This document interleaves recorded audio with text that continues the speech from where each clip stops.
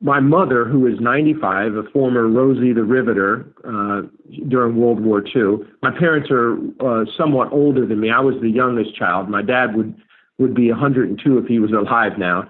My mom is 95. But anyway, stepping back a little bit, my mom, when she read the book last month at 95, she said, "You know, Frank, I'm so happy you wrote this book." And I said, "Why, Mom?" And she said, "Because I never knew these things about you." Now, this is your mother. This is my mother saying. She said, "I always saw you going off to accomplish your goals, and then we saw you coming back. We saw you. We went down to your graduation. We saw the wings being pinned on you."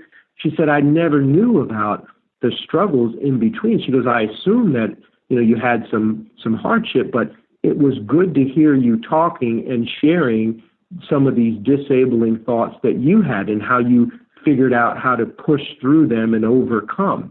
And that is the main lesson of what I'm trying to say right now, is that if people are listening to this and they're thinking about their inadequacies, or they're thinking about their lack of particular skills or attributes, just know that many people who have accomplished great things have gone through the same process of self-doubt.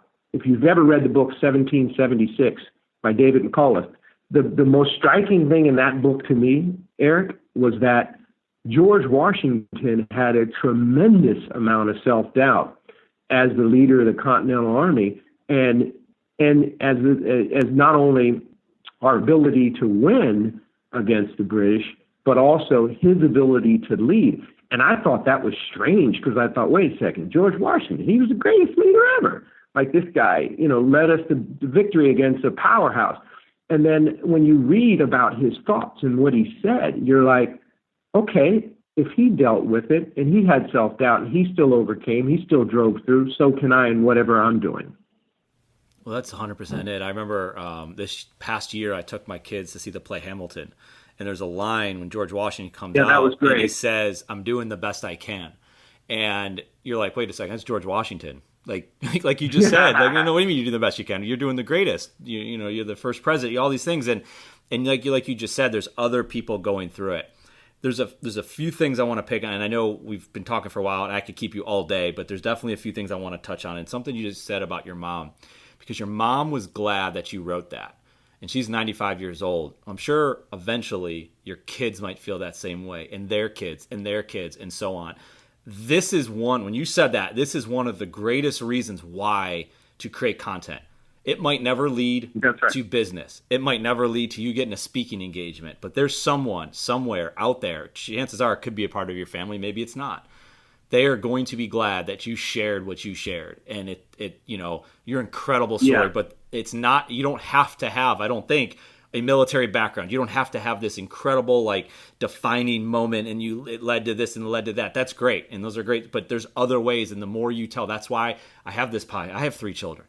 I have, I think about my grandfather. I think about my ancestors, my family, and they are kicked out of different countries, and what they would do if they had the opportunity that we have in this country. Yeah, there's stuff going on here, but we got it pretty good, and you think about what they could have done with this opportunity, or what they did to get their ancestor, their generations after them, the opportunity to do what we're doing now. Let's not let that down. It sounds cliche, and it sounds maybe cheesy, I suppose, but nah, man, if you really get deep with that, I think about that stuff all the time because it's so important. And it's, they're in the military. You're in the military. What are we going to do? It's that's why we have Memorial Day and Veterans Day. It's those little reminders. But if you think about just how it is in your family, but you telling that story about your mom, and she's glad, and she had an opportunity to read that. I know 2 of my biggest fans of my podcast, and if there's only 2 people ever to listen to it, are my mom and my aunt. And that's no joke. They listen to it. They tell me about my father as well. But it's that matters. You're triggering some thoughts. I'm trying, yeah. One of the regrets I have in life, and remember I said my biggest fear is regret, is that my father died when I was 21. He did see me get pinned as a second lieutenant, so that was nice. But he never knew I was going to go on to flight school because of this weird series of events where I resigned my commission and went. But one of the things that I always thought was remarkable, my father and his brother, during World War II, remember at the time, African Americans were second-class citizens. They volunteered and went over and fought in the war in the segregated Army platoons as second lieutenants. They were senior. My dad was a senior at Howard University. He left school, trained to become an officer. His brother was a junior. They went over. My uncle ended up getting killed during the North Africa campaign. He's buried in Tunisia. And my father survived the war, obviously, went on to stay 36 years with the U.S. government. And he had a great opportunity to go either way. Like, he could have been bitter that, after 2 wars, he still couldn't vote, right? I mean, but he always said, he always loved this country, had a positive attitude, and he always said, they were just making progress so that we could get to the ideal country that we wanted. And so my regret is I never asked him enough about his experiences, because he died when I was 21, and I just hadn't grasped how important his life experiences were. And there wasn't a book, there wasn't a podcast or notes. I mean, I just remember some stories he told me, but I never sat down and said, all right, tell me about the time you shipped off. Where did you go? Where did the ship go? Tell me about the first engagement you guys were in Germany. I mean, I didn't ask him any of that. And so fast forwarding to today, I wanted to leave some sort of record. And obviously, if you have kids, you can get on your soapbox and you wonder if they're getting any of it. But one of my greatest, the things that give me the greatest happiness right now is I see that my 18-year-old and 16-year-olds listen to they listen to the 1-minute videos all the time, and they've read the book. And my youngest, 12 years old, he and I read the book together. We go to chapter. We have a couple chapters left.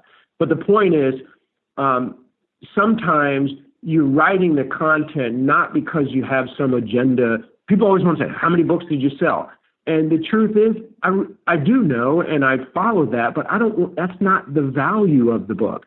The book was to see if my experiences can impact other people's lives in a positive way. The value was leaving a legacy for my kids. The value was when my mother, who's 95, said, I learned a lot about my son reading that book, and I'm happy about that I learned that. I mean, to me, if I never sold a book, like you said, if you never had, if the podcast never got to the levels that you wanted to get to, it would still be worth it. And so that's a big part of what we have to do. We have to find out what is worthy of our time. In other words, what gives us a sense of fulfillment, and what do we think is important for our overarching vision, what we want out of life. I'm Eric Kasimov, and for all of us here at CastSource, thank you for listening to Content Matters. If you'd like to connect, you can find me on LinkedIn or Twitter. That's it for now.